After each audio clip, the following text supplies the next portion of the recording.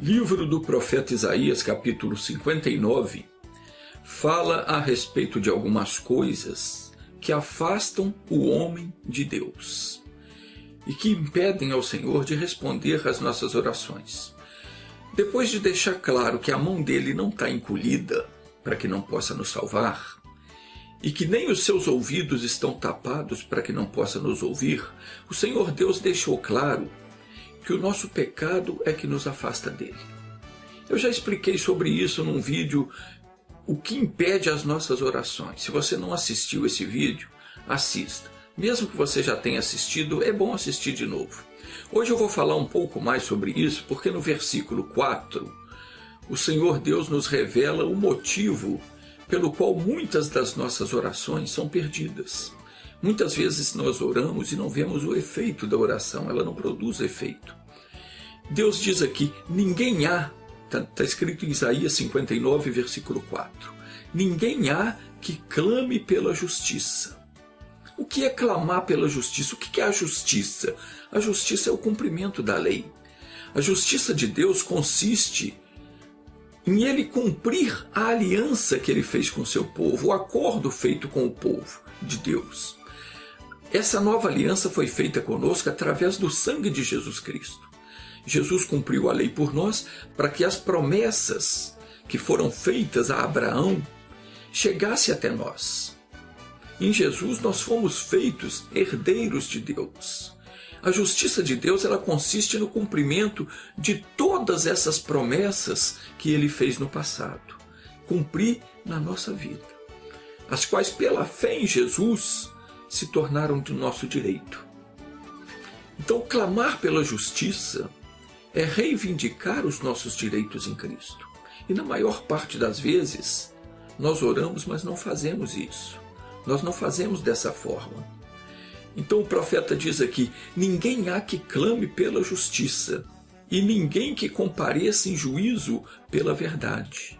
O que significa isso? Significa que quando nós formos orar, nós devemos fazer da nossa oração como se fosse uma audiência judicial. O que é a verdade? A verdade é a palavra de Deus. Então nós temos que fazer a nossa oração como uma audiência judicial. Nós não podemos começar a orar e parar no meio do caminho. Ninguém pode chegar na presença do juiz para um julgamento e sair no meio do julgamento. E você também não pode começar a orar e deixar a sua atenção desviar para outra coisa. E nem tem que ficar repetindo um monte de vezes a mesma coisa, porque o juiz não é surdo, ele vai te meter a bronca. Então você tem que aprender o seguinte, vai orar? Vou entrar numa audiência judicial com Deus. Eu vou comparecer em juízo pela verdade. O que é isso? A verdade é a palavra de Deus. A oração da fé, ela é um comparecimento em juízo. Quando nós entramos em julgamento, numa batalha espiritual diante de Deus, nós temos que fazer como fazem os advogados no tribunal. Nós temos que chegar sério diante de Deus e reivindicar os nossos direitos e não agora ficar implorando para Deus nos abençoar porque Ele é bom, porque Ele é misericordioso. Não adianta isso. No momento de adoração, nós vamos então louvar, exaltar a Deus, tudo bem.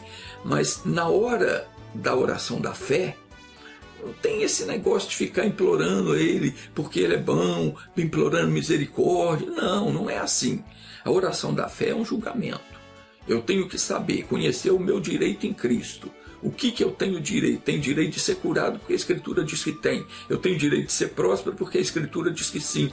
Então eu vou reivindicar esses direitos de acordo com a lei. A justiça é o cumprimento da lei. Eu vou entrar em juízo, numa batalha judicial, vou comparecer diante dele pela verdade. Porque o que é a verdade? A verdade é o que está escrito na palavra dele. Qualquer outra coisa que estiver acontecendo comigo não está dentro da verdade. É uma apelação do mentiroso, que é o diabo. Então eu vou entrar numa decisão judicial e ali o diabo tem que sair condenado. Nós não vamos nessa oração apelar pela bondade nem pelo amor de Deus, não. Sim, pela justiça. Comparecer em juízo pela justiça, aquela que foi realizada no Calvário. Aquele ato de Jesus, a crucificação de Jesus, foi a justiça, o cumprimento da justiça de Deus, para que todo aquele que nele crê não viesse a perecer, mas tivesse a vida eterna. Então, naquele dia, diante daquele ato, nós nos tornamos participantes da graça de Deus. Naquele dia que Jesus foi crucificado, nós nos tornamos participantes da graça de Deus. Nós fomos feitos herdeiros de todas as promessas de Deus. Onde é que está escrito isso? No livro de Gálatas, capítulo 3, versículo 29. Carta do apóstolo Paulo aos Gálatas. Diz assim: e se sois de Cristo, então sois descendência de Abraão e herdeiros conforme a promessa. Então nós somos herdeiros de todas as bênçãos de Deus. Tudo que ele prometeu para Abraão, nós nos tornamos herdeiros quando nós recebemos Jesus Cristo no coração. Atos 2,39 diz: porque a promessa vos pertence a vós, a vossos filhos e a todos os quantos estão longe, a quantos o Senhor nosso Deus chamar. Então, como eu ia dizendo, a oração da fé, ela é um comparecimento em juízo. É um julgamento. Nós temos de entrar diante de Deus, reivindicando os nossos direitos e não aceitar de forma alguma fazer um acordo com o inimigo. Nós temos que ser inflexíveis. É direito nosso? É, eu quero. Não aceito acordo, não aceito coisa diferente. Temos que exigir o cumprimento daquilo que a palavra de Deus diz que nos pertence. Jesus disse que desde os dias de João Batista até agora, o reino dos céus ele é tomado à força. Ou seja, só a gente ficar naquela de ser muito humilde, muito bobinho, fica dizendo: se for da sua vontade, então o Senhor... Então coisa nenhuma, então o diabo vai te roubar, vai te passar a perna. Se você ficar orando desse jeito, meu Deus, se for da sua vontade, o capeta vai te passar a perna, ele vai roubar a sua bênção. Jesus falou que os tímidos não vão herdar o reino dos céus. É pela força. Que força? Pela força da palavra de Deus. Está escrito: eu quero, me pertence, é meu, vou tomar posse, não vou aceitar acordo. Apocalipse capítulo 21, versículo 8 diz que os tímidos não vão herdar o reino dos céus. Nós não podemos ser pacíficos durante a oração da fé. Nós não podemos chegar diante de Deus com aquela cara de derrotado e dizer: paizinho querido, olha para mim porque eu estou sofrendo muito, me ajuda, tem misericórdia de mim. Não, meu irmão, não é assim. Nós temos que exigir os nossos direitos. Você tem que chegar diante de Deus e dizer: Pai, eu venho agora para resolver essa situação. Eu venho diante do Senhor resolver isso. Eu compareço em juízo pela verdade. Eu estou passando por esse problema, mas a sua palavra diz isso, diz aquilo outro. Eu não aceito mais essa opressão maligna na minha vida. Os meus direitos em Cristo são estes. Aí você apresenta para Deus o que está na Escritura. É o meu direito, isso e sim assim. Eu venho aqui para tomar posse da minha bênção. Nós temos que comparecer em juízo, é um julgamento pela verdade, ou seja, por aquilo que está escrito na Bíblia. Isso é a verdade, porque isso é o nosso direito, a nossa herança em Deus é o que está na Bíblia. As promessas que ele fez a Abraão pertencem a nós. Por exemplo, se a Bíblia diz que Deus suprirá todas as minhas necessidades em Cristo Jesus, então eu não posso aceitar viver uma vida miserável. Eu não posso passar privação. Eu preciso comprar um sapato, eu não tenho dinheiro. Eu preciso comprar uma camisa, não tenho dinheiro. Eu preciso comprar um alimento, o dinheiro não dá. Está errado isso. Eu tenho que comparecer diante de Deus, comparecer em juízo pela verdade. O que diz a palavra? Que Deus suprirá as minhas necessidades. Essa é a verdade. Então, a miséria, o fracasso, a derrota, isso é a mentira, é do diabo. E eu tenho que condenar ele diante de Deus. Se está escrito, por exemplo, que Jesus levou as minhas dores, levou as minhas enfermidades, eu não posso aceitar viver enfermo. Eu tenho que clamar pela justiça. Eu entro diante de Deus em juízo pela justiça, porque eu vou clamar. Eu tenho que comparecer em juízo pela verdade. Aquilo que Deus diz que me pertence, que está escrito na Bíblia, me pertence. É meu e eu tenho que tomar posse disso. Infelizmente as pessoas não têm orado desse jeito. Diz a Escritura que elas confiam na vaidade. Tudo que o homem cria é vaidade. Esses ídolos, essas imagens, são tudo coisa da cabeça do homem, não tem poder algum no mundo espiritual, por mais bonito que seja. Pode ser coberta de ouro, pode ser até de ouro maciço, não vale nada. No mundo espiritual aquilo não vale nada. Não tem poder, não serve para nada. Então diz aqui, confiam na vaidade e andam falando mentiras. Andam ensinando mentiras. Falam para você, faz essa reza tantas vezes, faz essa simpatia, faz aquilo outro, põe uma galinha preta na encruzilhada, acende uma vela, tudo isso é perda de tempo. É ignorância espiritual, não tem poder nenhum. Toma um banho de sal grosso, arruda, não vai adiantar nada. Não tem poder no mundo espiritual para mudar a sua situação. O que você tem que fazer é confiar na palavra de Deus e exigir a saída do mal em nome de Jesus. Você tem que deixar de confiar em vaidade e parar de acreditar nas mentiras. Como diz aqui, concebem o trabalho e produzem a iniquidade. A pessoa sente que deve fazer alguma coisa e faz sem entender o que ela está fazendo. Aquilo é pecado.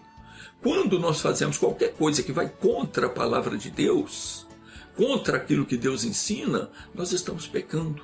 E às vezes a pessoa diz, bom, eu vou acender uma vela para o anjo da guarda, que é para ele me proteger. Nem vai proteger nada, não faça isso, não está escrito na Bíblia. O que está escrito lá no Salmo 121, versículo 5, é que o Senhor é quem te guarda, o Senhor é a tua sombra à tua direita, o sol não te molestará de dia e nem a lua de noite, o Senhor te guardará de todo o mal, Ele guardará a tua alma, o Senhor guardará a tua entrada e a tua saída. Então, por que agora eu vou ficar acendendo vela, queimando incenso, fazendo trabalho na encruzilhada, fazendo simpatia, reza e sei lá mais o que? Não, eu estou agindo como um tolo se eu fizer isso. Se eu sei que tudo isso é invenção do homem, coisa que não tem poder nenhum, por que eu vou fazer? A pessoa que está fazendo isso, ela tem que parar imediatamente, porque esses trabalhos que o ser humano concebe, que diz aqui, concebem o trabalho e produzem a iniquidade. Esses trabalhos produzem iniquidade. Não, mas porque eu vou fazer uma promessa, eu vou acender uma vela do meu tamanho, eu vou subir a escadaria da igreja de joelho. Coitado, tadinho de você. Vai se enganar e a sua situação só vai piorar. Se você subir uma escadaria de joelho, você vai se estrepar todo e não vai resolver o seu problema. Tem que parar com essas ideias de religioso. Isso eles inventam e ficam zombando da tua cara depois. Alguma vez você já viu um padre subir uma escadaria de joelho com a vela do tamanho dele na mão? Claro que não, eles não fazem isso. Eles atam fardo pesado para você carregar. Mas eles não fazem. Você já viu o pai de santo ajoelhado na encruzilhada lá, arriando um despacho? Nunca, jamais ele vai fazer. Ele não é bobo. Ele faz você de bobo. Ele manda você fazer porque é você que vai fazer, não é ele. Então não caia nessa. Isso é conversa de religioso, isso é história para boi dormir e boi não dorme mais com essa história. Você precisa aprender que Deus não quer sacrifício nenhum. Ele não te pede nenhum sacrifício. Está escrito no livro de Deuteronômio, no capítulo 10, versículo 12 a 14, diz assim: agora, pois, ó Israel, o que é que o Senhor teu Deus requer de ti? Senão que temas ao Senhor teu Deus, a que temer no sentido de respeitar, e que ande em todos os seus caminhos, e que o ames e sirva ao Senhor teu Deus de todo o teu coração, de toda a tua alma, e que guarde os mandamentos do Senhor e os seus estatutos que hoje te ordeno para o teu bem. Eis que do Senhor teu Deus são o céu dos céus, a terra e tudo que nela há. E o profeta Miqueias também disse: ele te declarou, ó homem, o que é bom. E o que é que o Senhor requer de ti, senão que pratiques a justiça? O que é praticar a justiça? É reivindicar os seus direitos em Cristo. E ames a benevolência, e andes humildemente com teu Deus. Então, deixe de fazer o que Deus não mandou você fazer e aprenda a clamar pela justiça, comparecendo em juízo pela verdade. O que é verdade? A palavra de Deus. Eu vou comparecer diante de Deus, eu vou clamar pela justiça que foi realizada lá no Calvário há mais de 2000 anos atrás, comparecendo em juízo pela verdade, pelo aquilo que está escrito na Bíblia, que é o meu direito. E você que é religioso, pare de ser uma pessoa orgulhosa, achando que a sua religião é a única certa do mundo, porque você está sendo enganado. Não tem religião certa. Religião é coisa do homem. A Bíblia declara que o Evangelho não é religião, mas sim o poder de Deus para a salvação de todo aquele que crê. Salvação inclui perdão de pecado, cura das nossas enfermidades, suprimento das nossas necessidades e vida plena em todos os sentidos. Isso é salvação. Isso é o que você tem direito. Foi para isso que Jesus morreu na cruz. Para perdoar os seus pecados, para curar as suas enfermidades, para suprir as suas necessidades e te dar vida abundante, vida plena em todos os sentidos. Essa é a justiça de Deus, que tem que se cumprir na minha vida, na sua vida. Nenhuma das promessas dele pode ficar perdida por aí. Todas elas têm que nos alcançar, porque até isso é uma promessa. Ele disse que quando nós dessemos ouvidos à sua voz e atentássemos para cumprir todos os mandamentos, estatutos e preceitos, que as suas bênçãos viriam sobre nós e nos alcançariam. Então essas bênçãos têm que nos alcançar. Só não está nos alcançando por quê? Porque não estamos dando ouvidos à palavra de Deus. Não estamos fazendo conforme a Bíblia ensina. Estamos deixando esses religiosos nos enganarem e nos levar a fazer coisas que não está escrito na Bíblia. Então vamos aprender isso. Vamos deixar de lado a mentira, o pecado, essas coisas que aborrecem a Deus, e vamos fazer o que é reto aos seus olhos. Porque fazendo assim, quando nós tivermos qualquer problema, nós podemos entrar diante dele e clamar pela sua justiça. Vamos orar agora. Feche os seus olhos, grande Deus. Viemos em tua presença para clamar pela justiça. Nós nos colocamos diante de ti agora, Senhor, para reivindicar os nossos direitos em Cristo. Estamos comparecendo em juízo pela verdade. E a tua palavra é a verdade. Ó Pai, essa enfermidade maldita que se apegou a esse corpo é mentirosa, porque a tua palavra diz que Jesus levou sobre si as nossas enfermidades. A dificuldade financeira, as dívidas, as lutas que essa pessoa está passando na vida são mentirosas, porque a Escritura diz que em Cristo Jesus o Senhor suprirá todas as nossas necessidades.